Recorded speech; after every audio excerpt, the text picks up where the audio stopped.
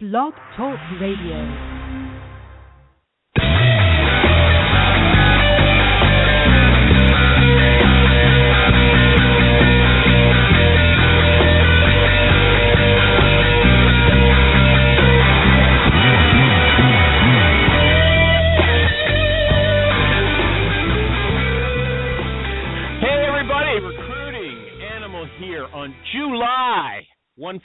July 15th, 2015.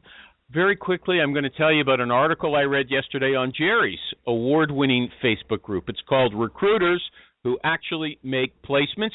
The author of this article says he took an order from a large global company on a contingent basis, and the client told him in writing that all resumes must be sent to them through a special online portal. The contract clearly said that if you don't send a resume through the web page, they won't pay you for it. And the client gave the recruiter 16 pages of instructions on how to use that site. So, a couple of days later, the recruiter calls a candidate who absolutely loves the job. Yeah, I want it, he said, but listen to this. Another recruiter just called me about the same company, although I have to tell you, I'm not sure if it's the same job. So our guy, the author of the article, he says, look, Mr. Candidate, I'm going to try to put your resume into their database, and if it tells me you're already there, I'm going to back off. But if you're not there, we're going to move forward. Is that okay? So the candidate says, sure, okay. And the recruiter spends 2 hours trying to get that resume into that darn portal because it didn't work very well. But when it finally got in, when he finally got the resume in there, the database told him that the candidate wasn't there yet. So, hey, he felt good, home free. He's got a great candidate for the job, and nobody else got there first. But you know what? Then HR calls him up and says, hey, I just got that person's resume by email. By email, of course. You know they said they wouldn't pay for resumes sent by email. But that didn't seem to make any difference anymore. So this guy who wrote this article, he's fuming. He's going crazy. And here's what the people who commented on his posting told him. Many said, look, you know what? I have clients like that too. They tell me to submit the resume to their database only, but I always send an email for backup. And now, I wouldn't have thought of that myself. That's what I told myself when I was reading it. I would have followed those stupid rules. But that's the lesson here. When the rules are stupid, you have to protect yourself against them. And that's why you're here, isn't it? To learn how to protect yourself on Jerry. Jerry, what show is this? The Recruiting Animal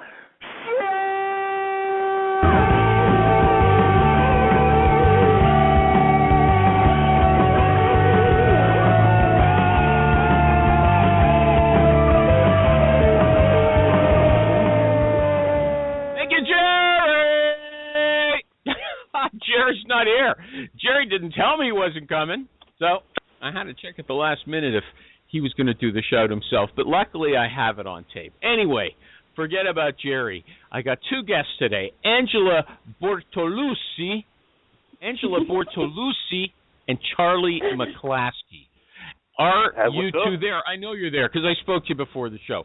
Welcome to the Recruiting Animal Show. Thank you for having me again. Thank you. Okay, great. We had so many problems getting things arranged at the last minute. Let's just start singing to make ourselves happy. Okay, the song is I'm So Fancy by Izzy Azalea. Do you know that, Charlie? Kind of. No, is that a no? Angela, do you know the lyrics? No, not at all. Okay, well, listen, all I'll do very quickly is teach you one line of the lyrics, and we'll sing it together and move on before we drive everyone crazy, okay?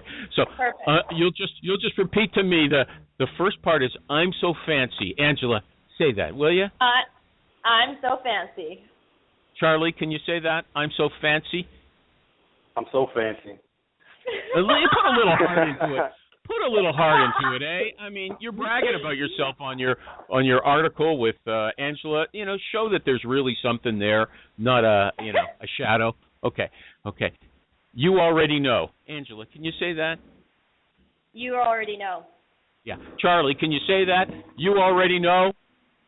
You already know. Yeah, I know okay, this so song. I remember now. I'm so fancy. You already know. Already know. In the fast lane from LA to Tokyo. You're going to do that with me, okay? Okay. Right, Angela? Ready? Perfect. Yeah. Let's go. Okay, let's go. I'll count to 3. 1, 2, 3. Where are you? Hold on. We all Where are you? Don't just let me do it. Don't just let me do it. I'm so fancy, you already know. I'm in the fast lane from L.A. to Tokyo. We'll take 10 more seconds. Okay? Let's go. 1, 2, 3. I'm so fancy. Yeah.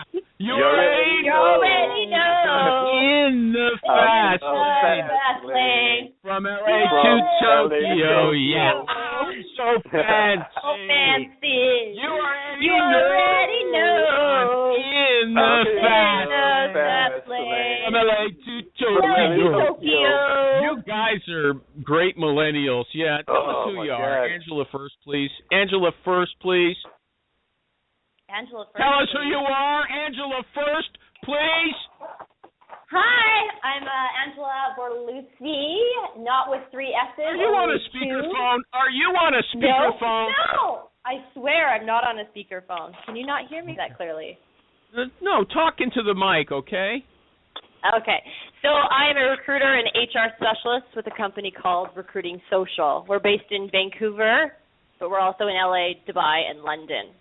So I actually work closely with Charlie as well. Is he working for the same company? No. Charlie, you can do your introduction, and then I'll tell you a little bit about how we met. I want to tell people you're on Twitter. Angela is, you spell it, please. It's ABORTOLU, 3 S's and an I. Right. It's impossible. It's a ridiculous name. Okay, Charlie, who are you?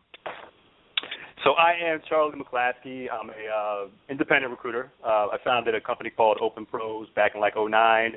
I basically do a lot of sourcing, recruiting. I know nobody can hear you. Open Pros. OpenPros.net is .net, right?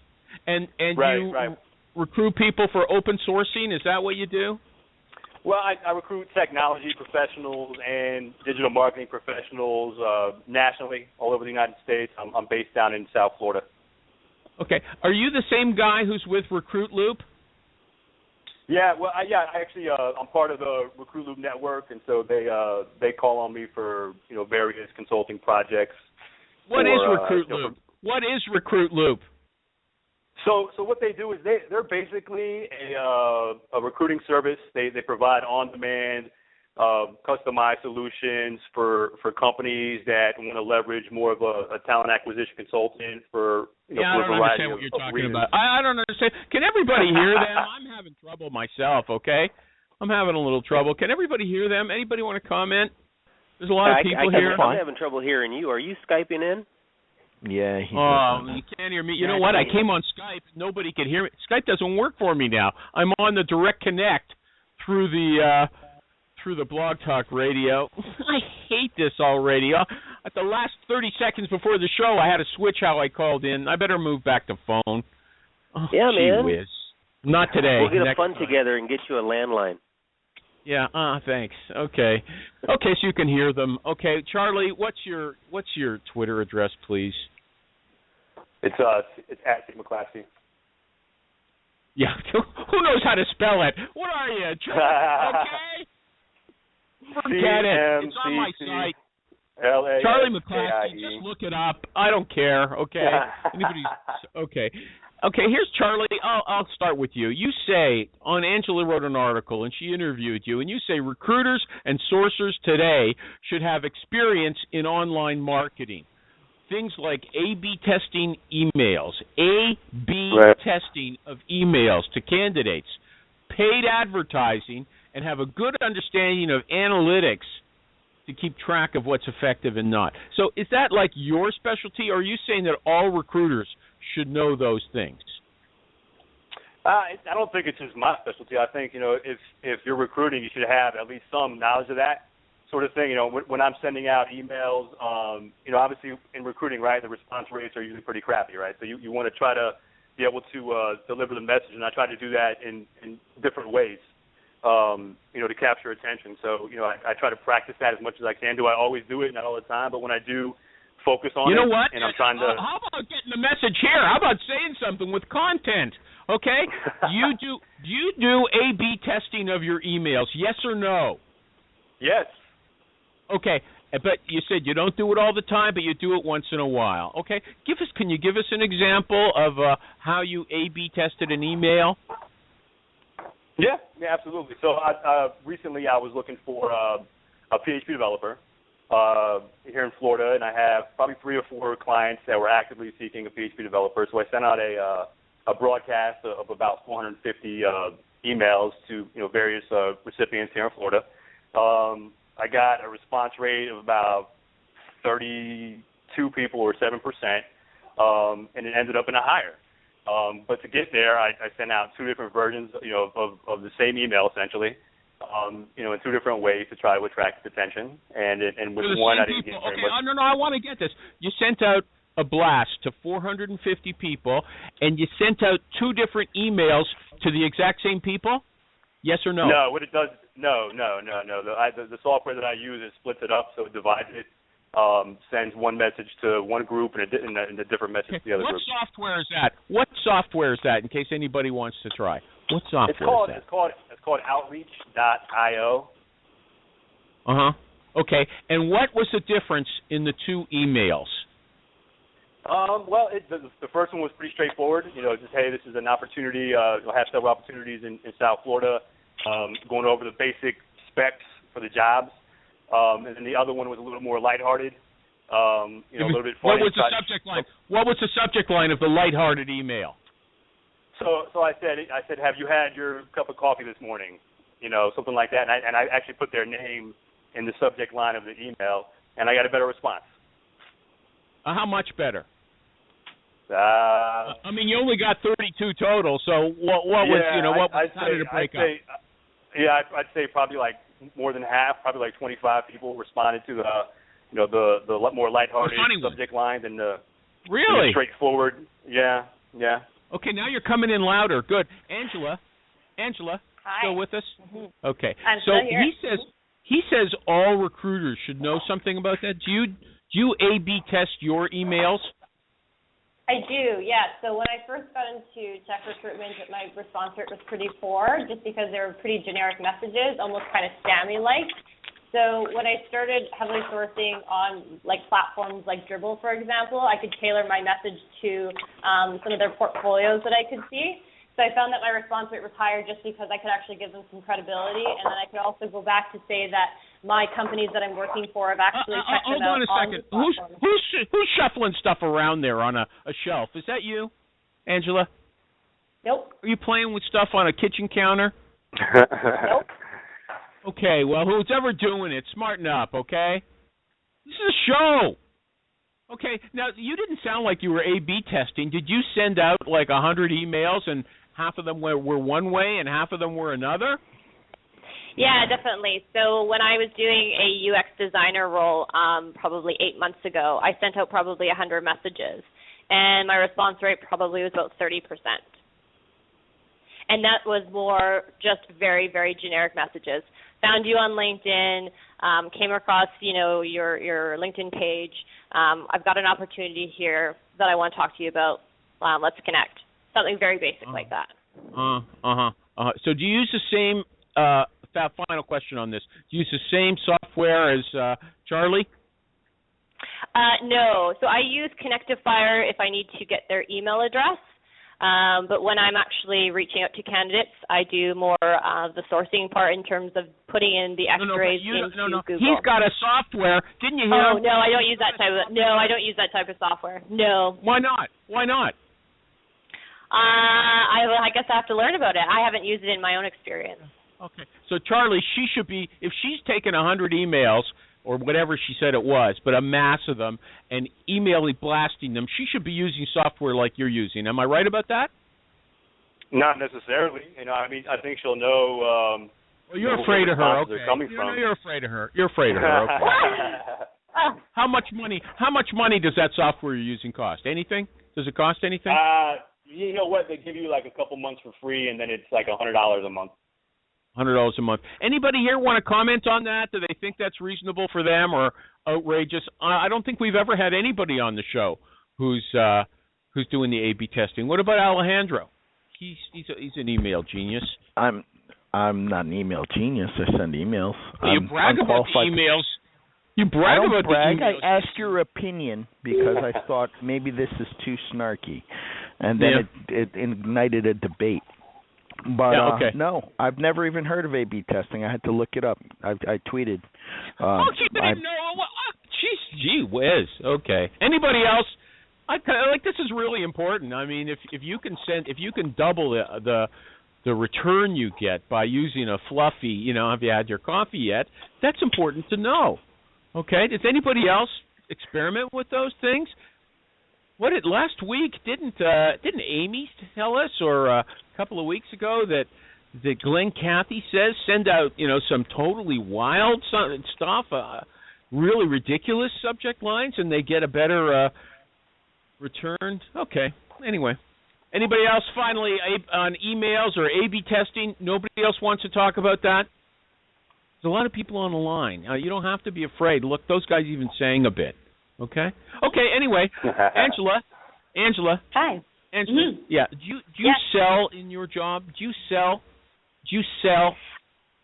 I sell a job. Yes.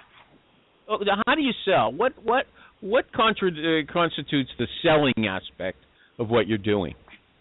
So currently I'm working with mostly a lot of contractors. So for them, really, the thing that I'm selling on is more the methodology and the tools that they would be using in the agency that I would be hiring for, and obviously compensation. If I'm working for someone that's more, like, for example, full-time employees, I'm selling them on the team structure, a lot of it, what we say, the culture, but what it's like to work there as well, the growth opportunities and the career development. Yeah, but what I'm asking you is what makes it selling as opposed to just telling? I think for me, the part that we're trying to sell them on, I think it's just maybe the fact that they're actually wanting to work at our company and why. And so maybe that's the part that I'm trying to sell them on, because at the end of the day, especially in tech, they've also got 5 other offers from other companies in Vancouver specifically. So what am I doing differently in comparison to those companies on selling them that job? So selling them on a job just could be that they're going to pick up a new tool. Okay, so an example would be... Oh. You go ahead.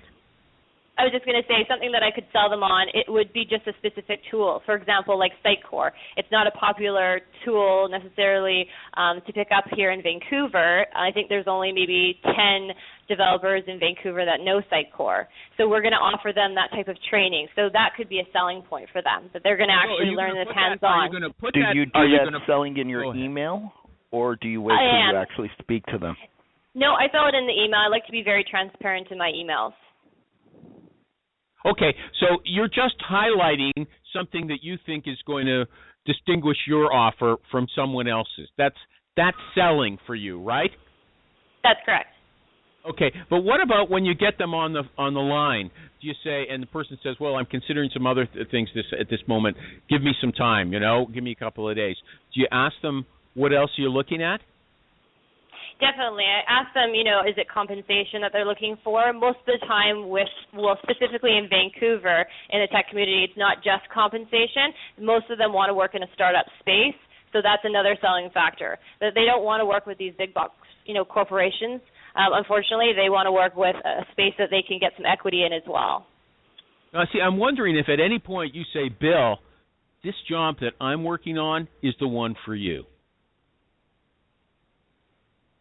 Yeah, I definitely could probably tie that in. I think it's more so in a sense of, because it depends if you're dealing with a contractor or if you're dealing with a full-time employee. A contractor, for them, it doesn't necessarily mean, you're selling them on, the culture here. It's just for them, it's just the next job.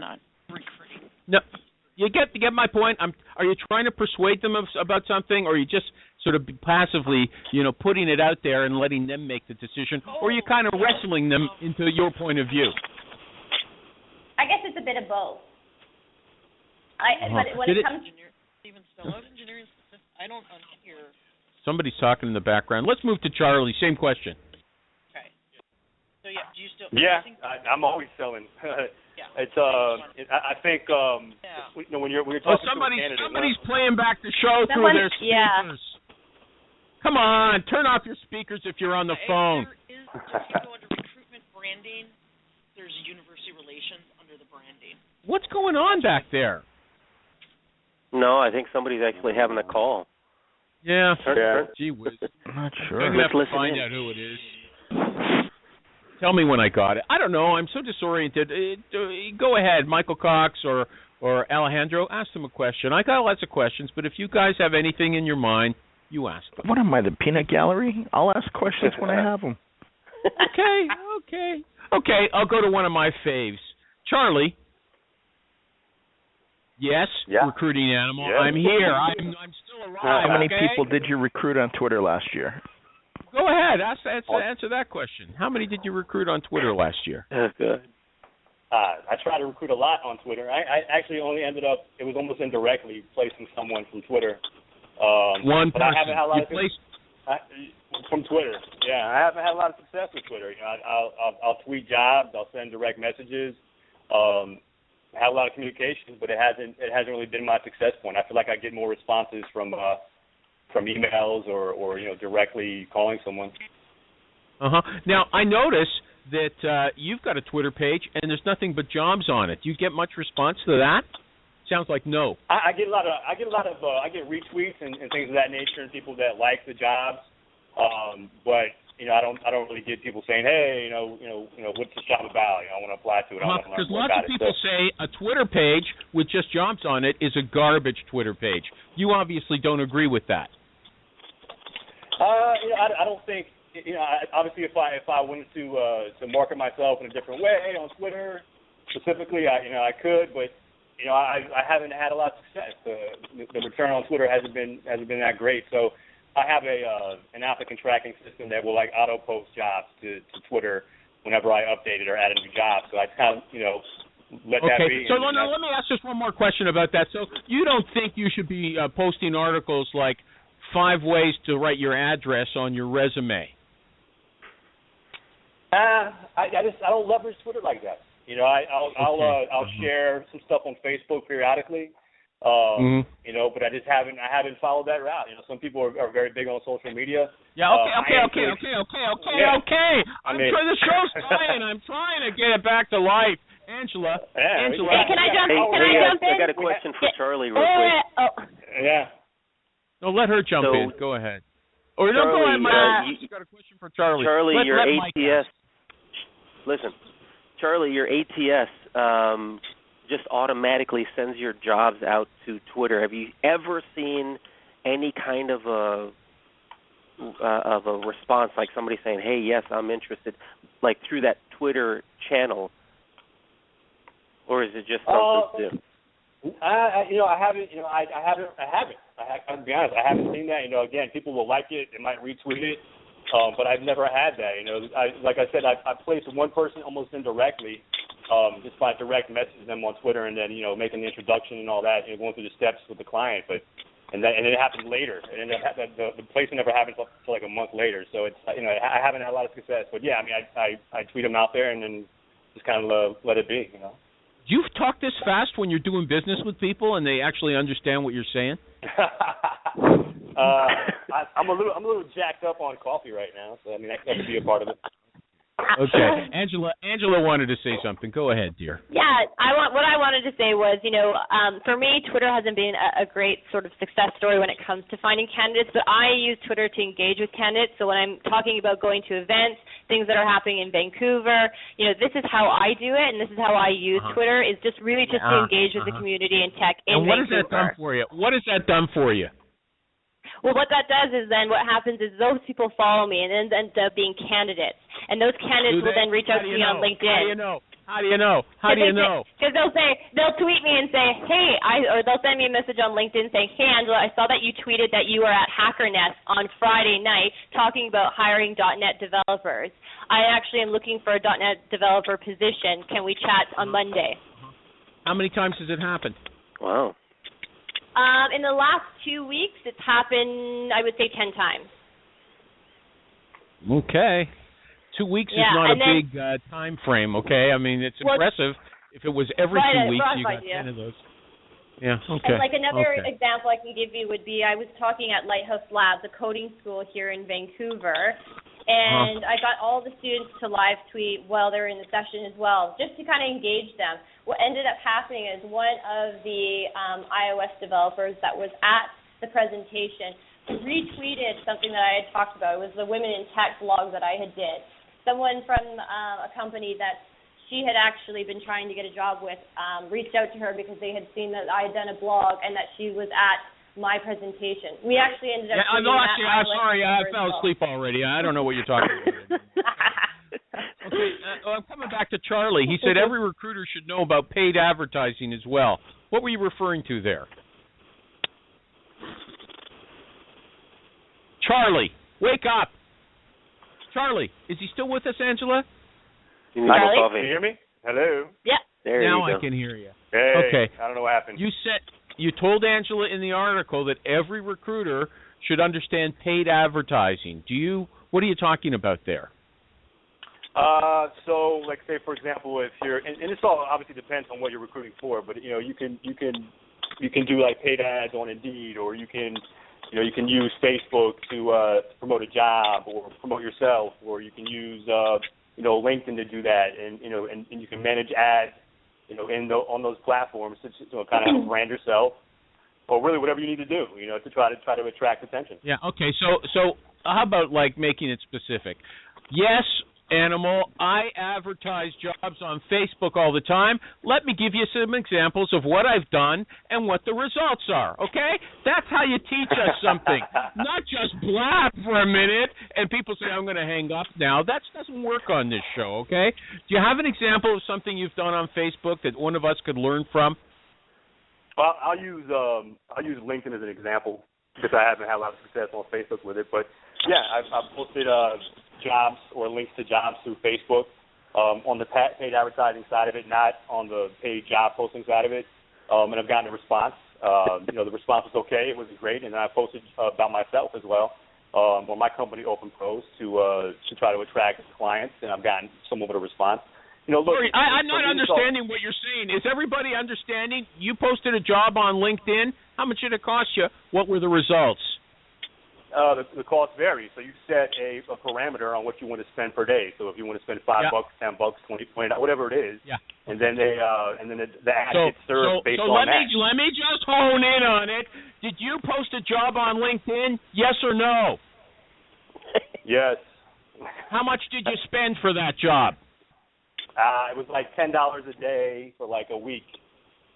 Okay, so $70 or $50, something like less than $100. Right. Yeah, and right, did you? exactly. How many replies did you get? Probably like 7 or 8. And how many of those were good? Like 1. Did you get a send out for that? $50? Yeah, I did. I got a send out for it. It didn't result in a placement, but it did result in a send out. So there's some it can be effective if you use it right. On Facebook, you've tried it, but you haven't had any success. I mean, you got a pretty piss poor success on LinkedIn, but you got a candidate. But you've tried it on Facebook, and you haven't had even one candidate from your Facebook advertising. Is that right? Yes or no? That's right. Yeah. Okay. So that's good for us to know. Just a quick question: Are you independent, or are you working with a company? No, I'm independent. Okay, so you're spending your own money on these ads? Right. Okay. All right, just checking because I wanted to see. Yeah. All right. Okay. Well, no, I learned something. Facebook advertising, maybe it sucks, okay? But this guy's telling us we should know all about this stuff, and his results are no good. So I just think you're talking through your hat there, Charlie. Am I right or wrong about that? I don't know. I think you're wrong. I think especially as an independent, speaking for myself, I need to know or be familiar with all avenues, in terms of not just the recruiting side. They're really helping you. Okay. Let's vote. Anybody who thinks Charlie is getting results from those ads, and it's worth knowing about them, like he says. Small sample size, but I wouldn't be spending my money on it. $50 to get a placement, that's worth it, Alejandro. But it's not a placement. It's a send out on something that you thought was good, but the client didn't. Okay. Angela, still with us? I'm still here. You see, you could have. First, you were going to come with your mother, okay? Then when she couldn't come, you brought Charlie. I'm happy to meet Charlie, but, I'm not neglecting you. You wanted to have a buddy there, okay? So that's fine with me. I'm happy to meet Charlie. Okay, but is there anything special you want to talk about? I feel I learned something in that last little conversation with your friend. Yeah, good. I think for me, just the conversation that we were having in regards to the blog, the difference between sourcers and recruiters. Forget about that right now. I can ask you something from that. You say I work with companies. I work with companies that require ultra fast, demand-based recruiting. Ultra fast, demand-based recruiting. What does that mean? That means I have a client that has hired me to, in 2 weeks, hire them 6 positions. How many? 6? 6. Okay, you're going in and out, but 6. So how do you do that? So usually I thankfully have a network in Vancouver in terms of the tech community. So the positions I'd be looking for would be .NET developers, QAs, and front-end developers. And so I would say I'd say probably 3/4 of my time is spent sourcing. Yeah, and then the other part is networking, and then obviously reaching out. So in the 2 weeks period, so are you sourcing from scratch, or do you have? You said you have a pipeline of people you know. How do you manage to place 6 people in 2 weeks? I think that's a lot. Mike, would you agree with me? Michael Cox? Mike? Yo. Not there. No, you don't think that's a lot? Yes. It's a lot. Six placements in 2 weeks? Okay. So she's making a killing. Yeah. How do you? Well, they're probably contractors. They're probably contractors, right? They are contractors. That's correct. Okay, so you're just calling up from your established database, people who know you already, and saying, hey, I've got this position. Are you interested? Or sending out one of your email blasts. Is that how you do it? Or do you have to start from scratch looking for people? So, for example, the .NET developers, I have had to start from scratch because a lot of the contractors are now in contracts for the summer. So I have had to start from scratch. And so how I've done that is sourcing and then attending meetups here in Vancouver. Okay, and so for that placement, for that 6 people alone, you had to go out at nighttime or to find a meetup and actually find people there. Is that what you did? That's what I've done, yes. And then I've gone to the coding schools and reached out to local universities where I can find more intermediate developers. Okay. 6 people. That's very good. Okay.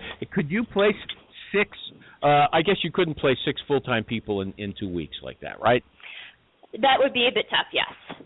Okay. Charlie, back to you. Anything you want to talk about special? I'll open the floor to you, or I'll ask you a standard question. I'm trying to get my wife to call in, man. She's also a recruiter. We actually met doing this. Call in another time. I got lots of dates.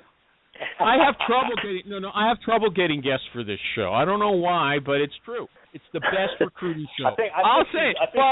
My mom is kicking herself right now. She's like, I wish I did the show. So maybe we should get her on. I've got lots of dates. I got July 22nd is open, and all of August is open. But I'm going to ask Charlie another question. Charlie, you have to be a happy, chatty kind of person to be a good recruiter. Yes or no? Yes and no. Really? Okay. Well, there you go. Well, because I always argue that it's enough to be businesslike. In fact, I think that's better. Okay, just businesslike, cool, and let's get to the point. This is how it works. I'm not your friend, but lots of people think you have to be huggy and chatty and go out for beers. Which point of view do you take? Now, it sounds like you're going to straddle the fence. Over to you. No. Like I said, yes and no. I think it depends on the audience. You know, if in the position and what you're doing. In technology, like, you know, dealing with programmers, they can be, you know, they're different animals at times. You know, it could you might have to be very, you know, lighthearted and funny and open, and other times you might not. I try to just play it by ear and go with my gut. Okay, what about with your clients? Since you have to generate your own clients, you're working on your own. Are you right. a friendly? Do you hug the people after you go? Do you ever meet people in a face-to-face? Yeah, but I'm not huggy and kissy. I'm professional. Obviously, you know, professional and friendly with them. No. We had a guy here who's a multimillionaire. He's got 100 recruiters working for him, and he says, I never leave a client meeting without a hug. Okay? So that's not you. That's not me, no. I don't do that. Okay, what, you go out for a beer with your clients like Jerry does? Yeah, I have. I've gone for beers with clients in Canada, sure. And you feel that helps you as a recruiter building a rapport with them that way? Yeah, absolutely. Absolutely. Why? Can you expand on it a little, you know? Teach us why it works. It just works, you know, being friendly with them. Just works, okay. Angela wants to say something. Yeah, I was Angela, actually wanting to ask you a question, Animal. Do you think recruiting and sourcing has changed? Like, in terms of, you know, your approach and maybe the people that you've... No. Anybody else want to answer her question? There's people who've been around for a while on the air. Anybody want to answer her question? Anybody else want to? Stuff's always changing. There's always new ways to do it, but I think that the established stuff shouldn't get overlooked that's a non-answer. In the rush to try new things. That's a non-answer. That's a non-answer. Not. Yes, it is. I'll do a follow-up to the question I just asked. A guy named Jeffrey James, who's talking about any kind of cold calls, he said, ditch the greeting on the cold call. Don't say, how are you doing today? He says, these people don't want you to pretend they're your buddy. They just want you to get to the point. Hi, my name's Angela Bortolussi. I'm calling because. Angela, would you agree with that? Or are you, what about I agree with that.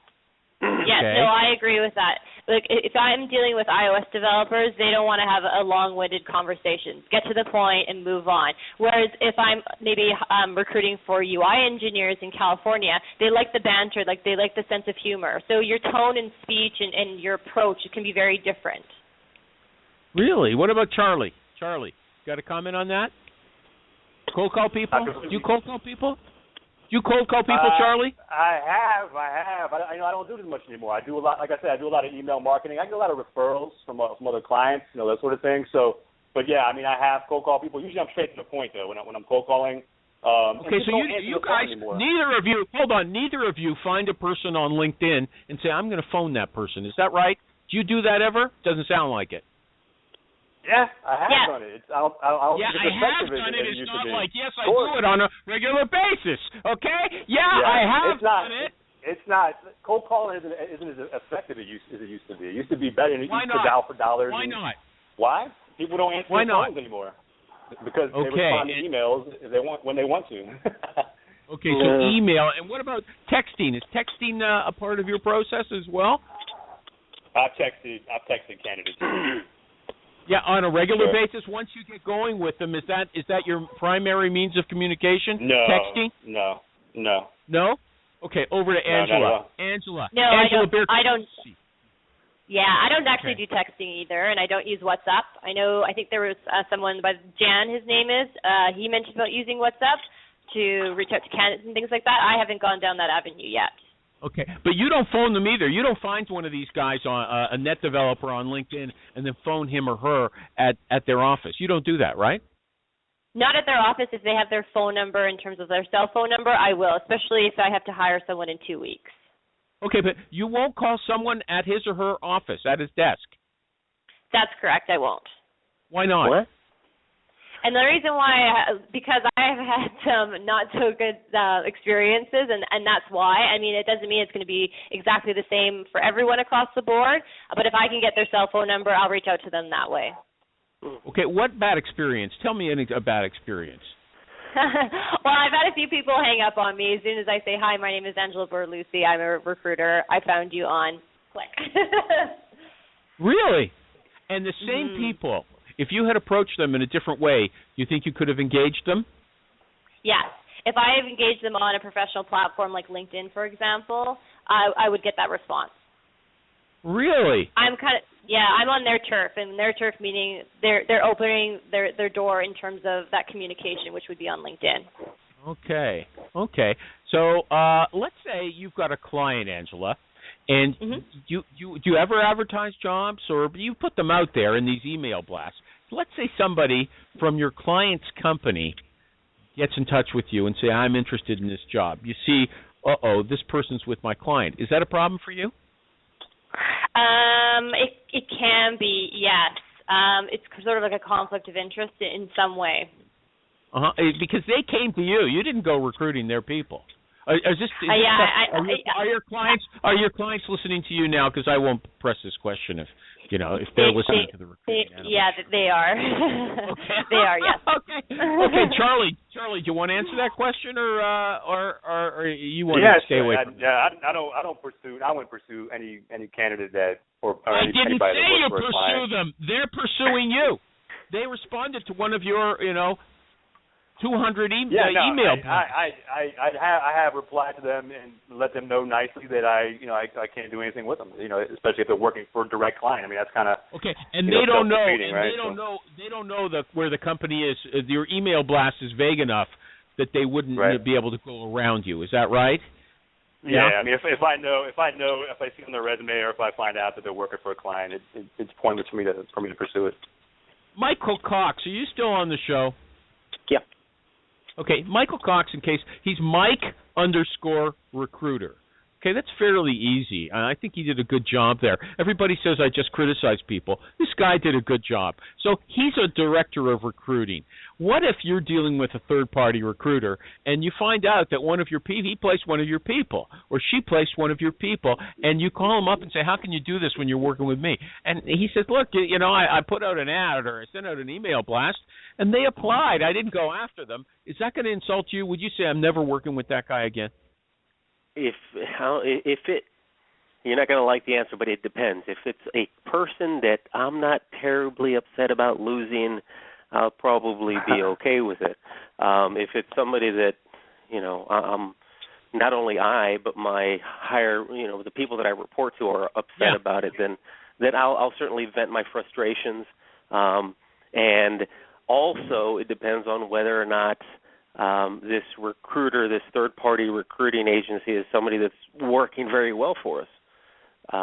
If we've had good results from them in the past. Okay, so it sounds okay, but even though you're saying yes and no, it sounds like it could be a major issue. Okay, it's going to ral you. Okay. Yeah. If it's somebody that I was not happy to lose, then okay, but they didn't go. The recruiter did not go after your person. Your person wants to move and came to him, right? Yeah. So, in that type of a situation where they can actually prove, hey, man, I wasn't going after your people, I would say, why didn't you maybe give me a heads up? That's not a breach of confidence, okay? Yeah, no. Hey, you know what? Your guy, your manager, your VP sales sent me his resume yesterday. Just thought I'd let you know, okay? Okay, yeah, okay. I've seen that work very well through a back channel communication. So it doesn't have to be on the level, but hey, man, your guy is reaching out to me for this position. Yeah, okay, I'm finished with you, Mike. Thank you. All right, move on. Done. Okay. Now, look, I got a question. I don't know if there's nobody here, I guess, who does campus recruiting, but this really struck me. This guy was writing on Quora, and he said he interviewed with Microsoft right after graduation on campus, and the interview was at 12 noon.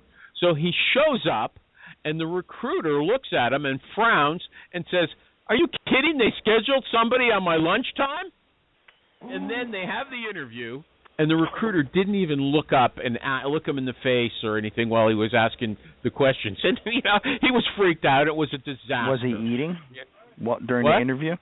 Did he eat his lunch during the interview, too? For lunch. No, he didn't get to go out for lunch during that time. And I'm sure maybe he was not going to get lunch because he probably had people scheduled after as well, whoever was setting up the meetings. So what should the candidate have done in that situation? Show up with a sandwich. Well, it was a little late, wasn't it? Let me get you something? I mean, really. Andrew, you got an opinion?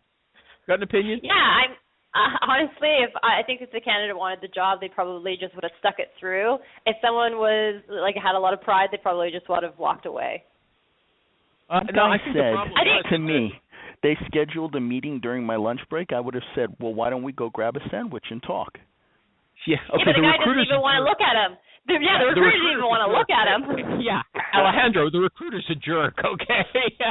The recruiter's a jerk. No matter if you want that job and you're looking for a creative way to make sure that you stay top of shelf and top of mind, say, yeah, let's go eat and talk. I don't want to take you away from your lunch. Okay, the candidate, that's a solution for the candidate. I think the candidate should just, in that situation, first of all, it's a young kid, and he comes in there, and he doesn't have any experience, so he's just freaked out. But what you should do is say, look, let's reschedule. I think that would be best. Maybe looking for a lunch counters. But I thought the recruiter was a real jerk. How do you deal with a situation like that? That was my question. Okay, Charlie. Still with us? Yes. Charlie McClaskie. We have 15 minutes left. If you place just contract, or do you do permanent people as well? I do both contingency and I do consulting. Contingency and consulting. Okay. So if a candidate wants to take a job with your client, and the main reason is she likes the manager. Oh, yeah, I just love this person. I'm going to learn a lot from him. I'm going to enjoy working there. Would you caution that candidate, look, you don't know what's going on in that manager's life. You might get there, and a month later, he or she is going to be gone. You have to like the job and like the company. It has to be more than just a manager. Would you caution them in that, or would you say, look, I want to make this placement. That's this candidate's problem? I think that during the interview process, I'm going to ask them anyway, what they're interested in, what their career goals are, those kind of things, and really find out. I mean, if that's their sole reason for wanting to join a company, well, I'm sure it actually wouldn't be the sole reason for wanting to join a company. No, yes, it would. Sure, it would be. I've seen lots of cases where the person sends a resume or says a response and says, yes, I'm interested in taking a look at another position. How come? You've only been there 6 months. What's going on? I joined because I wanted to work with this manager. A month after I got there, she left. And I don't like the new guy. Something like that. I think that happens a lot. I think it's a major thing. I don't know that I've ever ran into that. I think that look, I think most contingency firms have like that, the 90-day replacement guarantee. So if my wheels were spinning about that, I'd probably say, okay, let's talk about this a bit more and see what other components of the job you like. Is someone backing up in an alley? I mean, what's that noise? Okay, stop it. Stop it. Now look. I was asking you in advance. Let's go to Angela. Maybe these honesty or sincerity or authenticity things or generosity questions shouldn't be asked in public. That's my fault. Okay, but if you thought that the candidate was mainly joining your client for the manager, would you caution the person that they might not always be there? I would, yes. And if the person said, you know what, I don't think I'm going to take the job then, you got a good point, what would you do? Say, well, sometimes I have to take a hit. Is that how you'd respond? Yeah, sometimes I do have to take hits, and I have in the past as well, and that's just sort of the name of the game. Okay, so that's being a good guy because you didn't have to warn them. You didn't have to warn them about that. You didn't have to smarten them up. Okay, I'm going to spell your guys. I have it in front of me just by accident. I noticed both of your Twitter names. They're both hard to spell. I'm going to do it as a little ad now. I like people, Angela Bortolussi. One day she'll get smart and she'll change her Twitter name. But this is how you do it. It's at ABORTO A Borto Lucy LUSSSI. Lucy. It's really only two, but she threw an extra in there because someone else has the right spelling. You got to change it. Now, Charlie McClaskie, it's not so easy either, okay? This is it. C for Charlie, M, small c, C, and then Laskie. CMC, CLASKIE. You know what? You should have an easier name. Those are dumb names. Nobody, you can't say, my name is C.M. McClaskie, Charlie McClaskie, and the person's going to find you on Twitter that way. You can't. You should always have a name. This is what I'm teaching everybody in my audience. Have a name you could tell someone at a party, and they'll remember it tomorrow. Okay? Anyway, so those are the two people on the show. We're almost out of time. Is there something I've missed that you want to talk about? I got lots of questions. I think we've warmed up a little. We're not doing bad. Is there anything you guys would like to bring up? No. Okay. Fire away. So, go ahead. Fire away. Charlie, do you ever have to deal with counter offers? Yes or no? Yeah, sure. Okay. What's your technique? How do you manage it? Do you deal with them, right from the very start, or the first day you speak to somebody? Yeah. Of course, I ask them if first of all, you ask them if they feel like there's going to be a counter potentially, and then if they say then you kind of go into At what point? Like this guy said, what, Charlie, I'm interested in that job. Yeah, I mean it depends. I've done it right out of the gate, and I've done it a few interviews in. It just really depends, and the majority of the time, I don't end up having to deal with it at all. Okay, are you a believer that counteroffers are always bad? No. Pardon me? Okay, so no. you don't tell them, you know what, you're never going to be happy there, they can't, give you what you really wanted. Why didn't they give it to you before you had them over a barrel? You don't use all those arguments against counteroffers?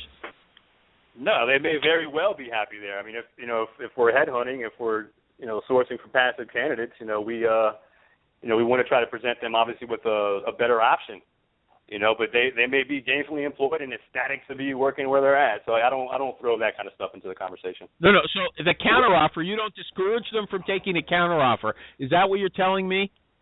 You know what? I tell them, I say, look, look. I tell them to go on to Google and look up, typical things that happen with counteroffers. Do a little research before making that final decision. I want them to feel like they're making the decision, right, and not trying to have a huge influence from me and what I'm telling them, because they may speak to 10,000 recruiters, not 10,000, obviously a lot of recruiters all the time. They're trying to pick them up for various positions. So I don't want to try to sell them the fact that their company sucks and they need to come work for my client. You know what I mean? So I let them really do their research on their own. And all you got to do is Google counteroffer, and you can find there's tons of pages out there where you can find information on what to expect and those sort of things. So I let them make their own, educated choice. Now, I have to confess. Don't you think that's a little late in the game? Just depending on when I tell them. I may tell them up front. I may tell them later. Okay. It's really. I think the strategy is to go with your gut on that. Depending on the candidate, what their situation is. I mean, there's a lot of variables, right? So if let's see what Mike's got something up his sleeve there. What's he? What are you saying? What's your? Normally in one of our, I'll have an initial cold call, then I'll start talking to the guy. But once we start getting serious, and before that candidate is going to come in or for an interview, and I did this when I was in outside recruitment as well. In one of those initial conversations, you have to start planting that seed and saying, right, can you see yourself turning in that resignation, giving your 2-week notice? Have you thought about how that's going to go? Are you prepared to do this?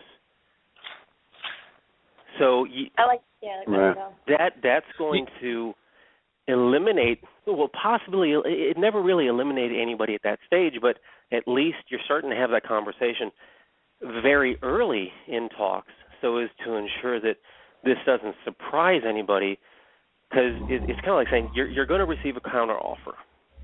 It's going to be this many thousands of dollars more, at least.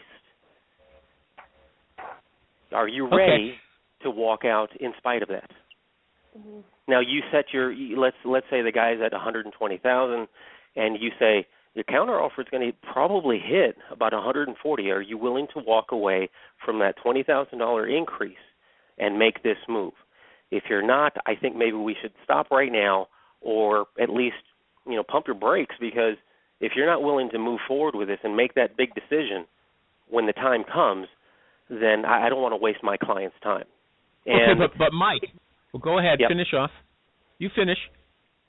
Well, and you set that number at 20,000 or whatever you think the high end is, and if that counteroffer comes in 2,000 or 5,000 or $10,000 shy of that, it kind of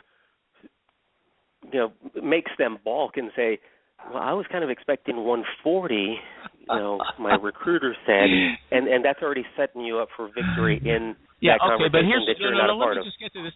First of all, let me pat Charlie on the back. I thought he was going to give me a total garbage answer to that, and I thought his approach was unique. I've never heard it before. Hey, go look up counteroffers, and you're going to see all the stuff. Rather than just rehash it, let them go and look it up themselves. Now, most people would say that's too passive, but I kind of found it unique. Whether right or wrong, nobody's ever said that here. A pat on the back for you, Charlie. Now, Michael, right. Mike _recruiter. The thing is, though, if the guy might not get a counteroffer, or he might get a crappy counteroffer, if he says, early in the game, you know what? If they offered me $20,000, I'd take it. And then you walk away. You might be leaving money on the table. You might be imagining a disaster scenario that never really happens. Yeah. Well, here's the thing. He's not going to walk away because he hasn't gotten that counteroffer just yet. No, but you and said when that counteroffer comes in shy of what I told him, then that's already taken some of the. Didn't you say, Mike? There's almost no time left. Didn't you say that if he says he's not prepared to turn down that counteroffer, you're going to walk away? And I'm not going to pursue this with you? You didn't say that. I said, maybe we should stop right now or possibly just slow things down. What does that mean? It sounded like you were backing out. It's basically saying you need to really think about this and make sure you're serious about this before we get engaged in serious conversations with my client or here. You're never going to walk away. If the guy says, I'm not sure, if they make me a good counteroffer, I'll take it. I think I might take it. You're not going to walk away even at that point. Is that what you're telling us? Yeah, to a certain extent I am saying that, but the fact is that I'm also making sure that he's prepared to have those conversations. No, I'm not going to just walk away from a viable candidate. I understand that. Okay, we had to settle that. Look, the show's almost over. I gotta say, parting words to these guys. Thank you, Mike. That was very interesting. Okay, Angela Bortolussi, did you have fun this time, or do you want to come back? Yeah, I want to come back again. Yeah, I actually learned some things again, so I appreciate you guys having me back again. You're one of our favorite millennials now. Is Charlie a millennial as well? No, Charlie. No, man. I'm 38. No, you're not? It's hard to tell. No. Hey, I forgot to ask you, what's this on LinkedIn? You're there with a T-shirt, looking kind of like you're at home drinking beer. Is that what your candidates and clients That's what like? I do all day. Yeah, I recruit and I drink craft beer at my house. But you don't want to look like you're not really doing that. You really are. You're very authentic. That's what you want people to see, that ultra informal look, right? Hey, I work from my home office, So whatever. Okay. Yeah. Well, I work from my home office. I want them to see who I really am. What am I pretending for? Okay. Yeah. Angela Bortolussi, Charlie McClaskie, Michael Recruiter. Their last name popped out of my mind, and Alejandro Guzman, and everybody else is on the line. Thank you. Hey, where's the music?